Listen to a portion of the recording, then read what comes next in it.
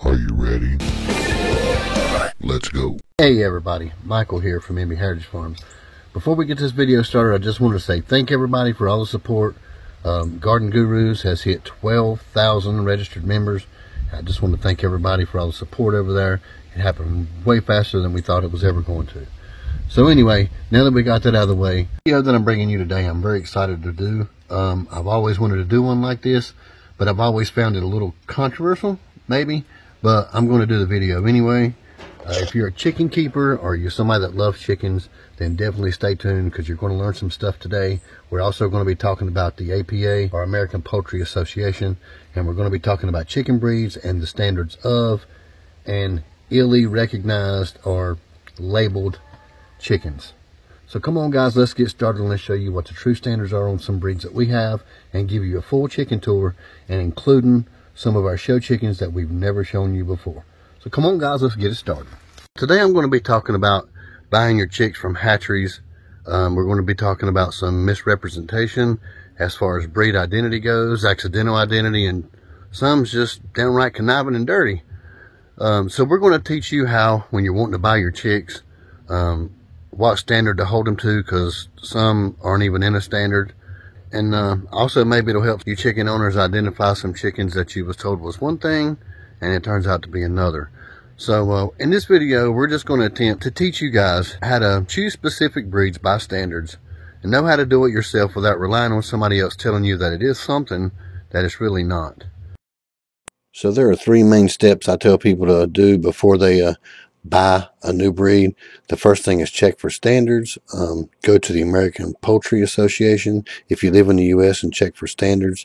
They'll have pictures and a complete list of what the chicken's supposed to look like. Just stick to it as close as possible and you'll be fine. And step number two is, as always, educate yourself. Sometimes there will not be standards and you'll need to do tons of research. Find a reputable dealer or breeder once you do have what you're looking for in mind, and once you think you've done enough research, always make sure you do a little more. Now once you know exactly what you're looking for and what the standard's supposed to be, it's still not going to be an easy job, but find a well-known breeder for that breed that you're looking for. Ask a lot of questions and make sure that they stay true to the standard and they're not trying to make any hybrid colors, which still will be accepted as long as it stays true to the shade of that color. But like I said, you don't want to veer too much from the standards, and make sure you have a well-known breeder and you'll be okay. So now here we are at the American Poultry Association. In my opinion, these guys are the gatekeeper for all things poultry as far as what is accepted for show in each breed. I don't agree with everything these guys say or do. However, somebody has to do the job when it comes to keeping poultry to standards, when it comes to show. And these guys do a pretty good job. They do a lot of educational stuff. I'll show you their mission statement now. They do some good stuff, but they really drag their feet on some of the breeds that should be already accepted, in my opinion. I think it's getting a little political as far as stuff like that goes. There's a lot of breeds that already should be in there that's not. But anyway, like I said, these guys do a pretty good job. They have a lot of educational stuff. And, you know, it's a good place to start if you want to know about standards and breeds and things of that nature. Now, our Blue Lace Red Wyandotte chicks is one of the reasons why we're sought after a lot in the state of North Carolina for chicks. We've been breeding the Blue Lace for quite a while now. And I wanted to show you a great example of what misrepresentation or misidentification of a breed is and how it commonly happens online, even with big hatcheries.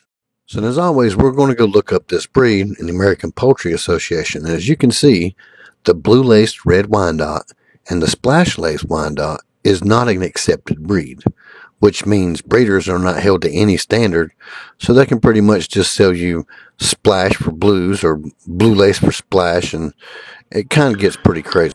So now I'm just going to show you a quick example of what I mean by misrepresentation, even when it comes to bigger hatcheries. So I just typed in the Blue Lace Red Wyandotte chicks, and already, just in the top row of photos here, I already see a whole bunch of misidentification, I guess you could say. Here we have Blue Lace Red Wyandottes, or at least it's labeled Blue Lace Red Wyandottes in the picture, but it's actually Splash. These are Splash Wyandottes. All of these pictures here that say blue lace red Wyandotte are not blue laced at all. These are splash Wyandottes, including the hens. Again, blue laced red Wyandotte. This is not what this is. This is a splashed Wyandotte. This is correctly labeled. This is a blue laced red Wyandotte, but they just have it as a blue Wyandotte chicken. So now here we have some of our Wyandotte hens that we breed here on our homestead. Right smack dab in the middle is the Splash Wyandotte hen. This one up here at the top, walking over to the right, is a blue laced red Wyandotte hen. These two hens came from the same clutch of eggs this year. So now I'm going to do a quick freeze frame here, and I want you to notice the difference between the colors of the two chickens. The one on the bottom is a Splash Wyandotte, which is almost white or really light blue in color for the penciling, and it still has the same color red inside. So the top one is an actual blue lace red Wyandotte. So I'm really confused about how these hatcheries are getting these colors mixed up, because there is a big difference in the color as far as between those two go. Now here we are in our Wyandotte pen. A lot of our chickens go inside of a building or some type of enclosure for the winter. And I'm going to do a freeze frame again and show you the difference in the colors that we have. Here are 3 blue laced red Wyandotte, including the rooster. Right here we have a splash laced Wyandotte.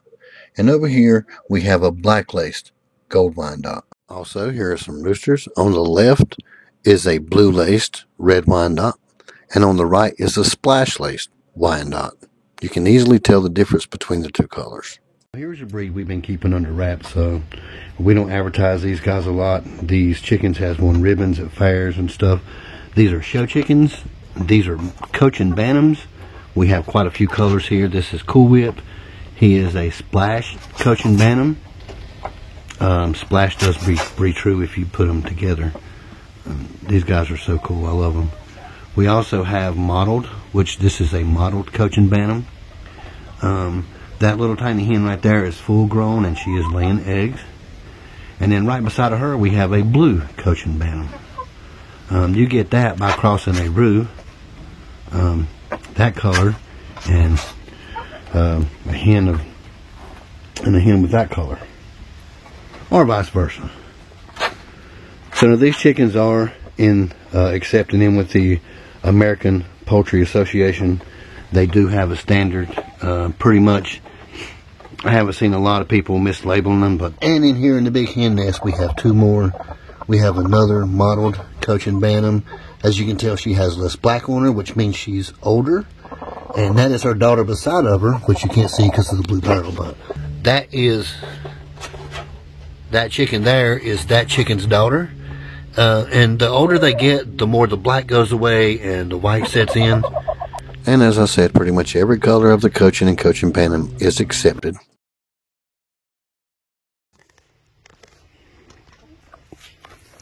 Now here's our Onyx Fire breed.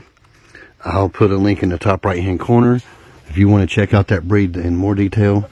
And that's also where we show you how to create your own breed, because that's what we're doing here. We did switch out the rooster with a different one. It's the brother to the rooster that we did pick.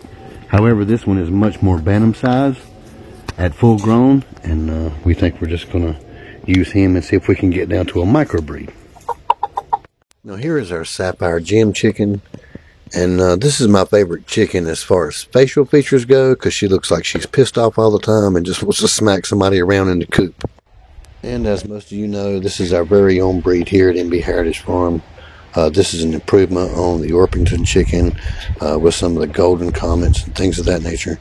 These chickens here are bred to a standard here on our farm, and they're very selectively hand bred, and we've been holding these chickens to a standard for over a decade now. And we have them in here with a few barnyard mix. Hey guys, as I said before, some of you's gonna like this video, some of you's not gonna like it so much. However, truth and facts, and we hope you learned something. We really appreciate you sticking with us all the way to the end. And if you got any questions, by all means, email us, drop us a comment below, and we're more than happy to help you out when it comes to further detail in this situation. So again, thank you guys. As always, we'll do our best to see you on the next one. Now, before we cut to the credits, we want to let you guys know that right after this, Jewel Small Gardening and Boonjaw will be coming up, and then followed by the Lala Farm. So you guys stay tuned, and thank you for watching.